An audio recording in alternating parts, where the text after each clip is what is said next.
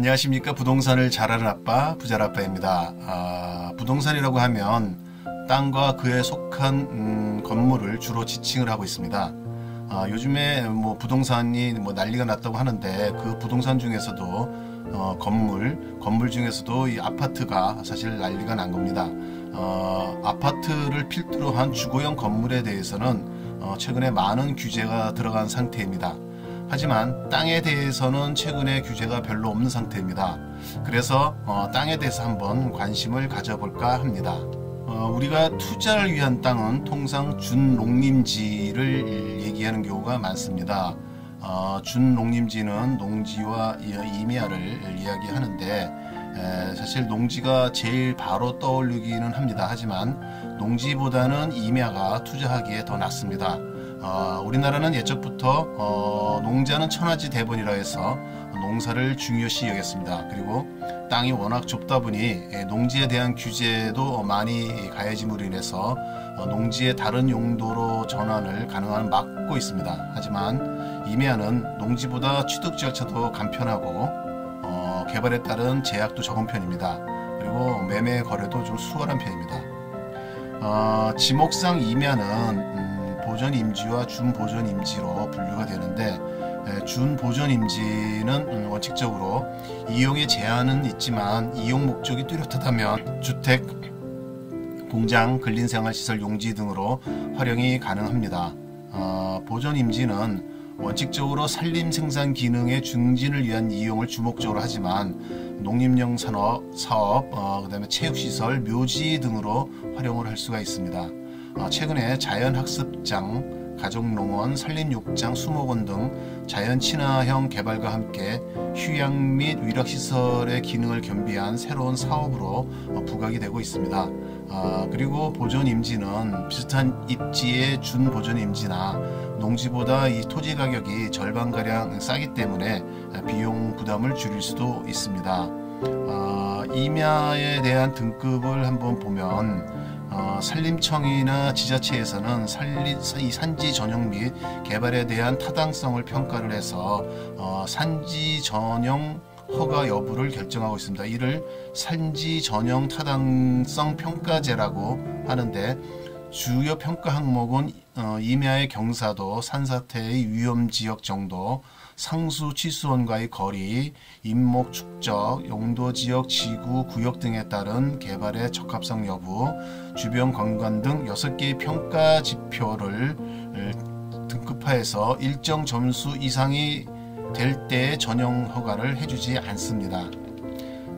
보존임지의 경우에 6개 항목의 평가 지표 점수가 18점 이상이거나 평가 등급이 1등급, 2등급 각각 1개 이상 또는 2등급 이상이 3개 이상인 경우에 산지 전용을 허가하고 있지 않습니다. 준보존지도 보존임지와 동일한 기준으로 산지 전용에 대한 허가 여부를 결정하고 있습니다. 그 외에도 지자체의 장애 판단에 의해서 산지 전용을 허가하거나 불허하는 경우도 존재를 하고 있습니다. 예를 들어 임야를 택지나 공장 용지로 전용을 하겠다고 신청을 했는데 지자체장이 가만히 보니 주변 지역에 남아있는 산림 녹지가 부족하다고 판단을 하면 산지 전용을 허가 안 할 수도 있는 것입니다. 게다가 요즘에는 환경에 대한 의식들이 많이 높아져서 예상보다 산지 전용이 좀 어려울 수도 있습니다. 그러므로 개발이 가능한 땅인지 이런 부분에 대해서 행정기관에 확인하고 지역 주민의 반응도 살펴볼 필요가 있습니다.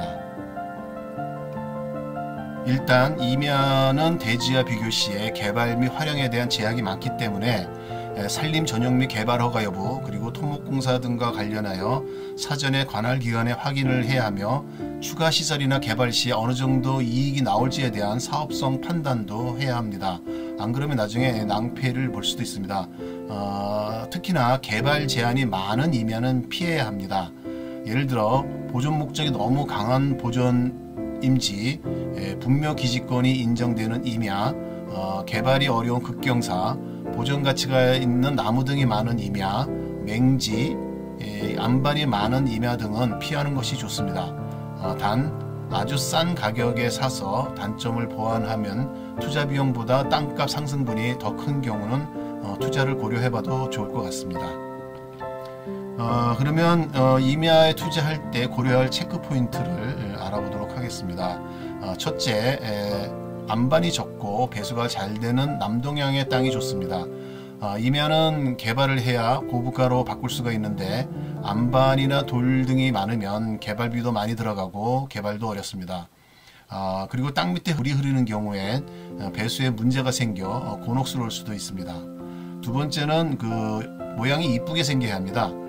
땅도 이쁜 게 있습니다. 주로 정사각형이나 배율이 좋은 직사각형으로 생겨서 집 짓기 좋은 모양을 갖추거나 도로의 긴 쪽이 접한 것이 이쁜 겁니다.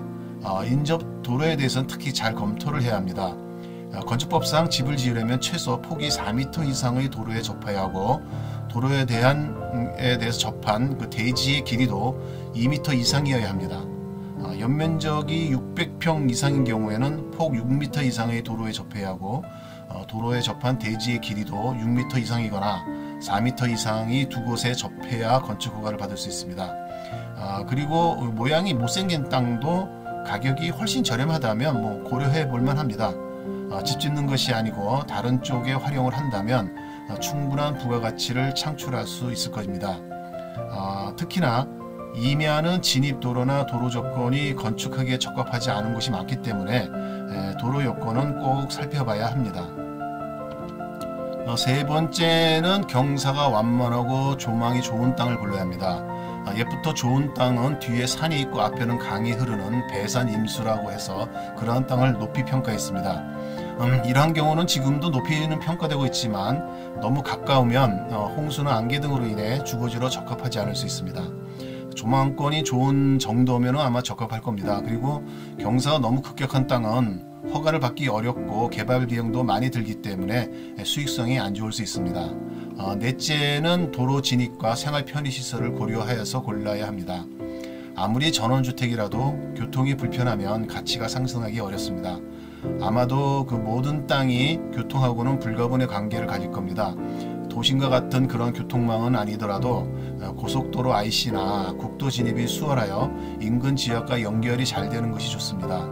도로망뿐만 아니라 대중교통망도 중요합니다. 자가용으로만 움직이는 것이 아니므로 철도나 고속버스를 이용할 수 있으면 정말 좋고, 만약 그것이 아니라도 대중버스 노선이 잘 갖춰진 것이 있다면 그러한 것이 좋습니다. 다섯 번째는 그 지역 주민과 행정기관의 관계도 중요합니다. 그냥 임야 상태로 땅을 보유한다면 별 문제는 없겠지만 개발을 해서 가치를 상승시킬 목적이라면 지역 주민이나 행정기관도 중요합니다. 외지인에게 그 배타적인 성향이 있는 곳이라면 그 개발에 대한 민원이 마구마구 들어갈 거고, 그러면 많이 힘들어집니다.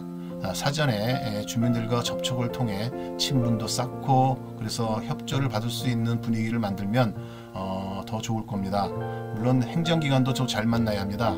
행정기관에 따라 협조적인 것도 있고 비협조적인 것도 있기 때문입니다. 사전에 잘 조율해 놓지 않으면 개발에 어려움이 있을 수 있습니다. 여섯째는 숲이 울창하고 보존가치가 높은 임야는 좀 피해야 됩니다. 우리나라는 모든 땅이 28개의 지목으로 분류되고 있고, 토지 이용 계획 확인원이나 임야도 등의 공부를 보면 그 지역의 용도나 규제에 대한 사항을 사전에 알 수 있습니다. 그리고 현장 답사도 꼭 해야 합니다. 간혹 지방 토지는 공부상 기재 용도와 이용 현황이 다른 경우가 있습니다. 산림 전용이 가능한 지역이라 해도 너무 숲이 울창하고 경사가 심하면 산림 전용 허가가 안 나올 수도 있습니다. 게다가 상수원 수질 보호구역 같은 거라면 정말 그 개발 곤란합니다.